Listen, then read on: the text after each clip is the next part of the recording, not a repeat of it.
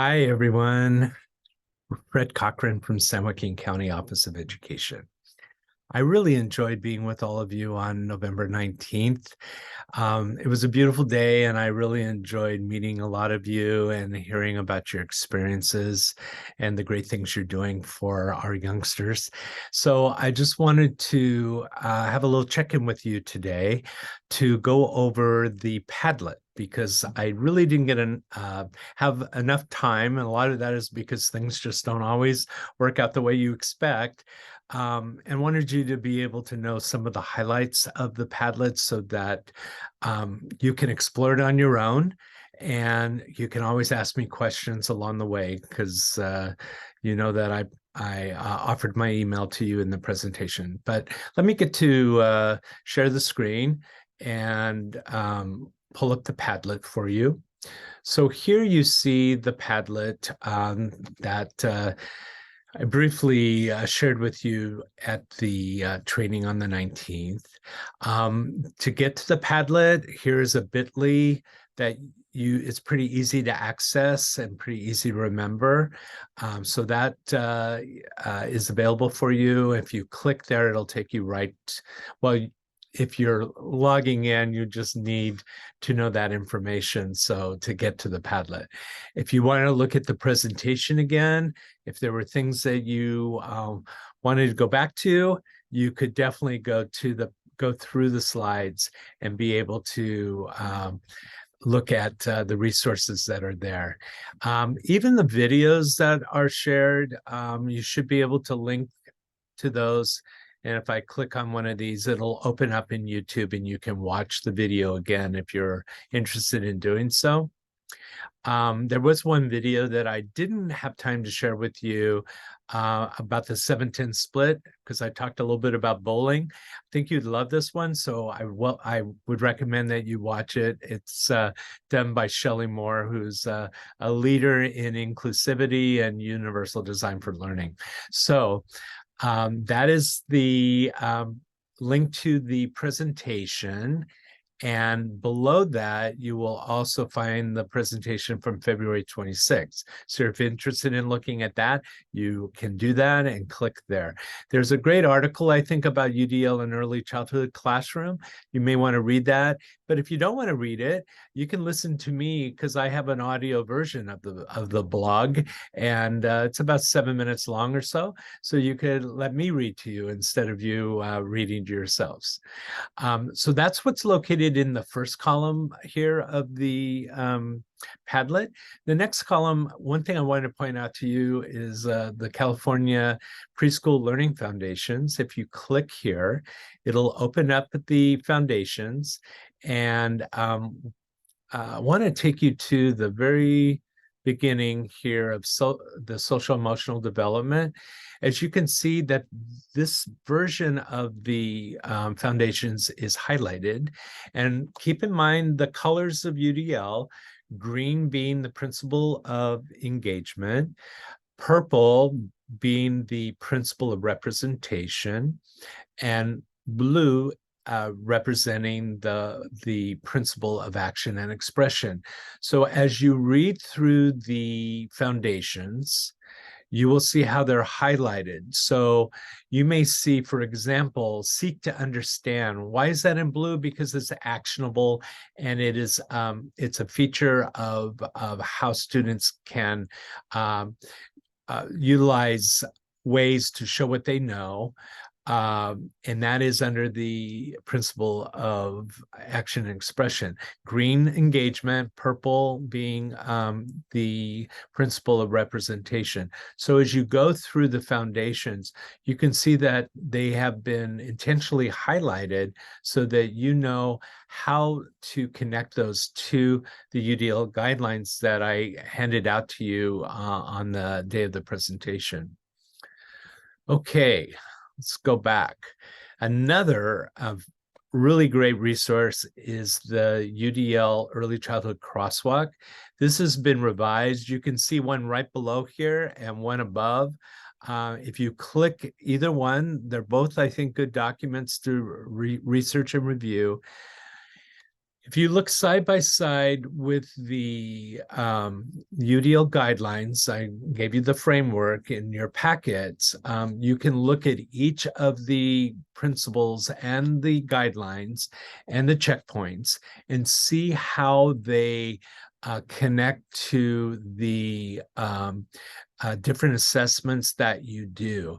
The Eckers, DRDPs, the teaching pyramid. So this is a pretty big document, but you might want to think about looking at it. I would recommend. It's about 27 pages, but has some really great information to help you connect the dots with UDL and early childhood in the work that you do. Now, the resource below is an earlier version of this, which is a little bit different, I think, because it lists all of the UDL guidelines that you have on the framework are listed here. So, for example, under providing options for recruiting interest, these are all listed on the framework. But these are recommendations of how it could look in your classroom. And I think we want to think about, well, what's it going to look like, right? So I recommend looking at both documents. And I think this one is very helpful because it also helps you connect, well, how does this look in my setting? So I think that is important to keep that in mind. So I'd recommend reviewing both of those. And the next thing I want to show you is the Seats of Partnership. And if you've never seen this before, I think it's a really great resource for teachers. As it's opening here, it's not opening. Go back a minute. I know why, because I didn't click the link. That is an image. I forgot I did it this way. This is the link. Opens up the preschool planning tool. So you may be working on social emotional development, language and literacy, or mathematics. And you can actually pick one of these. So let's say we're going to pick up, let's just click mathematics. And I am working on number sense. And I'm working on this strand at around 48 months of age, this substrand, or maybe I'm working on substrand 2.0, but let's just click this one. And what I may want to know is goals that children might be working on under this substrand. So I click here, create my planning table. And here I have what is expected, based on different age groups of what they should be able to do and what children might be working on. And it just kind of helps, I think, to just kind of do a check and balance on what we do and to see, well, what might that look like? You can create a PDF of this, so you can print it if you wanted to, or you can start building a new planning tool. So maybe I want to go to social emotional learning and I want to look at self. So I click on self and maybe I'm looking at self-regulation. And then I'm going to look at teaching strategies. So what might that look like? Create my planning table, and here we go. So it gives you some ideas of what some teaching strategies you can use in order to facilitate this substrand of self-regulation. So gives you 48 months, around 48 months, and around 5 years of age or 60 months. I think that's really a really cool tool. Wanted you to be aware there's other things available here. There are webinars, there's partnerships, family empowerment centers, calendar of events. Those are all located there. So I thought you might be interested in knowing a little bit more about that. Another tool that I developed is called a thing link. And this is another way of looking at the UDL guidelines.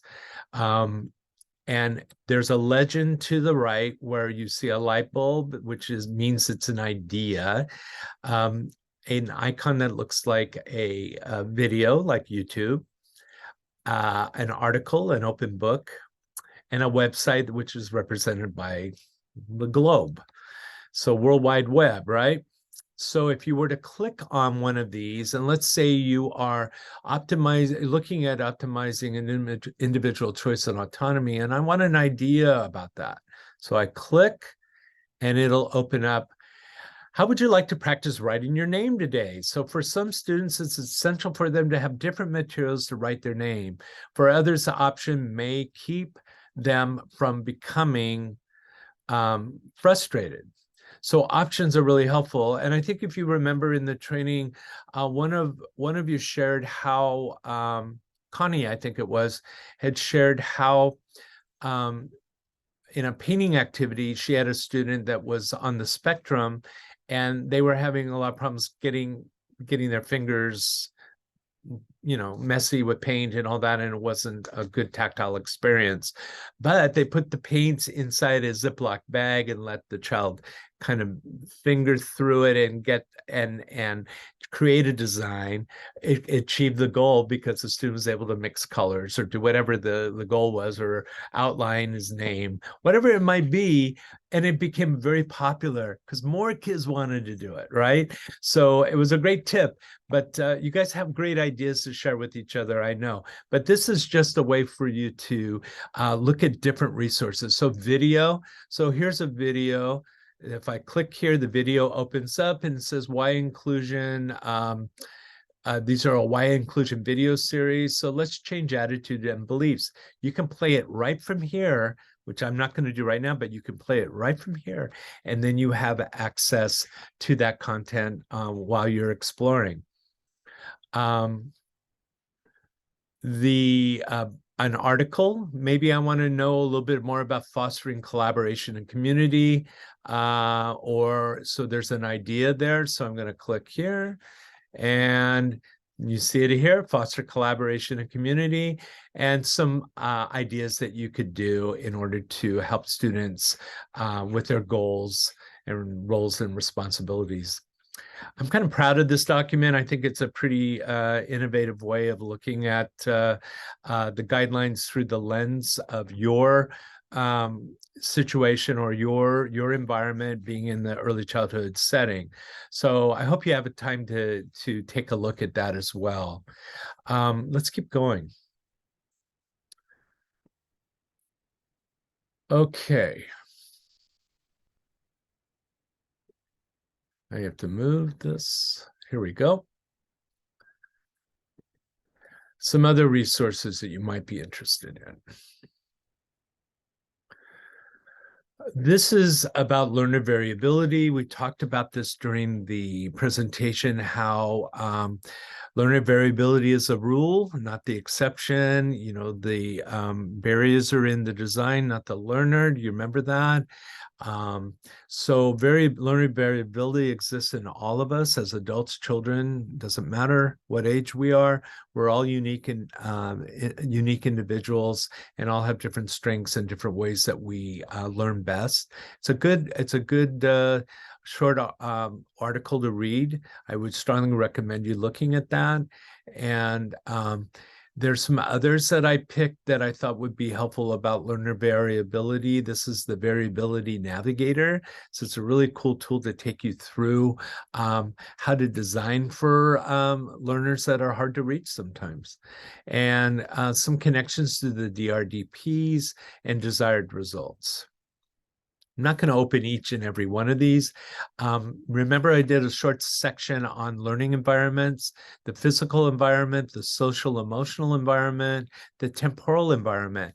So I had slides on that and I spoke to that briefly, but this will take you into more details about how you can encourage or foster or enhance those environments in your classroom. There's a checklist for environments here as well, 2 different resources that you might be interested in looking at.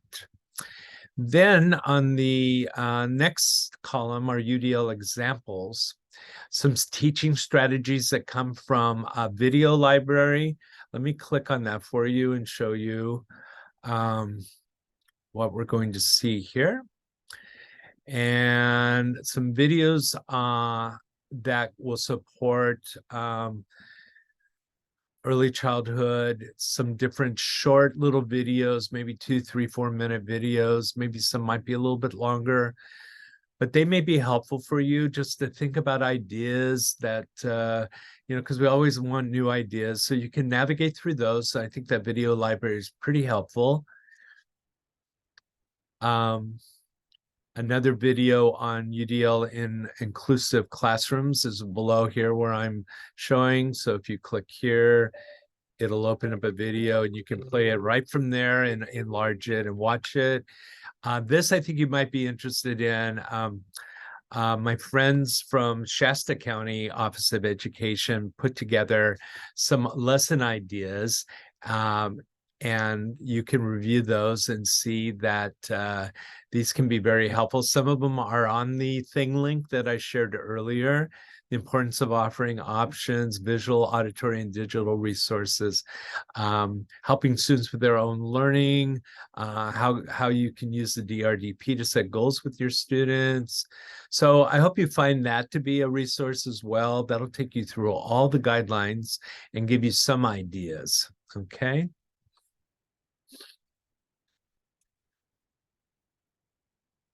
The next column, which I think is very important, is sharing with parents 3 ways that they can try out UDL at home. This is by a website called understood.org.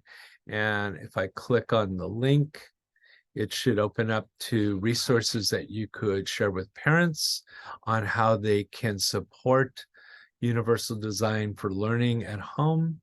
It's a very easy blog to navigate, so I totally would recommend looking at that because a lot of the work you do is involving with guardians or parents and supporting them and how to best support their child at home. Okay, 5 more minutes with Shelley Moore. These are videos that and a blog that Shelley Moore, the one who I recommended you watch the 7-10 split video about bowling. This is her website. So if you click here, it'll open up all kinds of resources about guiding questions of inclusion. There are handouts, recommended readings. So I'd recommend you looking at that as well. This is a link to CAS Publishing. CAS is the mothership for Universal Design for Learning. They have a library of books that they recommend. Of course, these are only available for purchase, but I will say this, that the Universal Design for Learning book, if you're really interested in getting really deep into the theory and practice, you can click here and there is a free version of the book online. You just have to set up a free account and you can use it to watch videos and read about Universal Design for Learning. So good resource for any of you are looking to go really deep and really learn more about theory and practice. I really strongly recommend it. That's how I started my journey around UDL, by reading that book. Okay. Next, some resources. Learning ideas for pre-K and early elementary classrooms. Clicking here will take you through to some ideas of what Universal Design for Learning is, why you should consider it, how can these design concepts benefit pre-K and elementary. And it's just a 2-pager, but it does give you some ideas. And sometimes we need things in short little bites and not long versions of getting to the point. So I just want to be sure that this is something you can think about using or reading that is manageable to read. Okay. All right. And I went to the wrong link, and here we go. Next, fine motor development with blocks. I know you all have blocks in your room, but I thought it'd be interesting for you to have more information about why blocks are so important for fine motor development. So you click here and it'll take you to the website and really goes through how this is a great strategy to use and how to build skills with building blocks. One of my favorite things to do as a kid.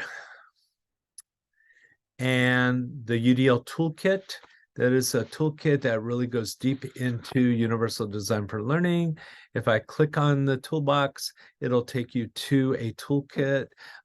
This is another one of my projects, and there is a section on UDL and preschool right here.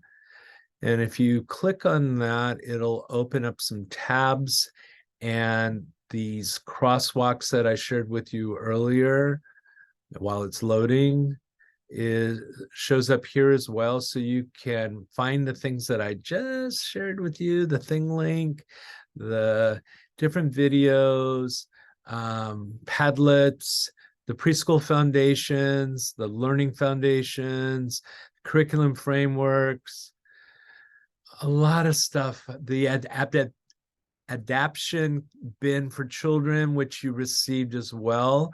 And here it is in a digital form. So you receive this, and you receive some tools in your kits that you received on November 19th. And this is just another way of saying, oh, I misplaced a copy of the booklet, but I can go to the live binder and find a copy, and then I can go back and find, well, let's look at Velcro, and how can I use Velcro, and how these adaptations can be used, the directions for use, and also how it can support children who have these various diagnoses or impairments or disabilities, or a lack of motor skills, or things that you're refining or trying to improve. Okay, so this is another way of having access to that. Want that to be clear so you knew about it. I think I have this repeated because I love it so much. 5 More Minutes with Shelley Moore. This is out of date, so I will take that out. This was a curriculum breakfast we offered last April, where Shelley Moore came and visited us. So my apologies for I didn't update that or take that out. One last thing is lesson planning. I did include this in the packet that you received on November 19th. And these are just some guiding questions to ask you as you're planning your lessons. And maybe you're focusing on different ways to formats for communication, complexity, of communication, recruiting children's engagement. Lots of questions for you as a teacher to ask yourself, and how you're going to provide that in your lessons, or those guidelines or questions to consider in the lessons that you are creating. So that takes us to anything else I want to share with you is that, as I mentioned in the very beginning, that you are welcome to contact me if you need anything. I'm going to try and scroll. Close your eyes while I do this, because I can't get it. There we go. There I am, jacochran@sjcoe.net. My phone number 209-468-4811. If you have questions, and or you can relay those questions to Oscar or Roberto, then definitely they'll get back to me and let me know that you have some questions and some things I may need to clear up with you if that's necessary. So let me stop sharing. And again, say thank you very much. I enjoyed creating this short little video for you so that you have a better idea of the resources that were available to you, and hopeful that you can find them useful in your work that you do every day. And again, I want to thank you for the great work you do, because you are such an important part of the foundations of early childhood. So again, my thanks to you, and have a great day.